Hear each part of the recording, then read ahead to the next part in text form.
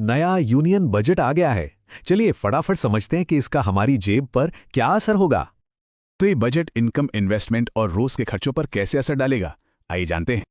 ठीक है, तो हम बात करेंगे इनकम टैक्स, इन्वेस्टमेंट्स और क्या सस्ता क्या महंगा हुआ है। चलिए शुरू करते हैं सैलरी से।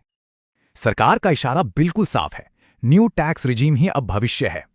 तो पहली अच्छी खबर सैलरीड क्लास के लिए, स्टैंडर्ड डिडक्शन में सीधी बढ़ोतरी हुई है। और हाँ, टैक्स स्लैब्स को भी बदला गया है। इसका मतलब है कई लोगों के लिए कम टैक्स। तो मतलब ये हुआ कि रिबेट्स को मिलाकर अब कई लोगों को जीरो इनकम टैक्स देना पड़ेगा। लेकिन अब बात करते हैं इन्वेस्टर्स की। उनके लिए कैपिटल गेन्स पर थोड़ी मुश्किल खबर है। 1 साल के अंदर बेचे गए स्टॉक्स पर टैक्स बढ़ गया है। ये ट्रेडर्स पर सीधा असर डालेगा। यहां तक कि लॉन्ग टर्म होल्डिंग्स पर भी अब थोड़ा ज्यादा टैक्स देना होगा। हाँ, एक छोटी सी राहत जरूर है, लॉन्ग टर्म गेन्स पर टैक्स फ्री लिमिट थोड़ी बढ़ाई गई है।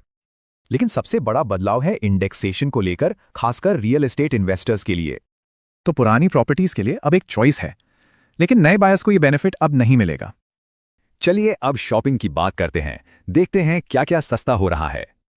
और इससे मेक इन इंडिया को बढ़ावा मिलता है, क्योंकि कुछ जरूरी इंपोर्ट्स अब और महंगे होंगे। बजट में युवाओं पर भी खास ध्यान दिया गया है, खासकर नौकरी को लेकर। एक नई इंटर्नशिप स्कीम का लक्ष्य है कि युवाओं को बड़े पैमाने पर कॉर्पोरेट एक्सपीरियंस मिले। और तो और फ्रेशर्स को करियर शुरू करने में मदद के लिए सरकार की तरफ से एक सपोर्ट भी है। तो कुल मिलाकर बजट 2026 के बारे में क्या कहा जा सकता है? एक शब्द में, बैलेंसिंग एक्ट। मतलब सैलरीड क्लास को तो राहत मिली है, लेकिन इन्वेस्टर्स से ज्यादा योगदान की उम्मीद की जा रही है। तो ये राहत और जोखिम का बजट एक बड़ा सवाल छोड़ जाता है। इन बदलावों के बीच अपनी फाइनेंशियल प्लानिंग कैसे करें?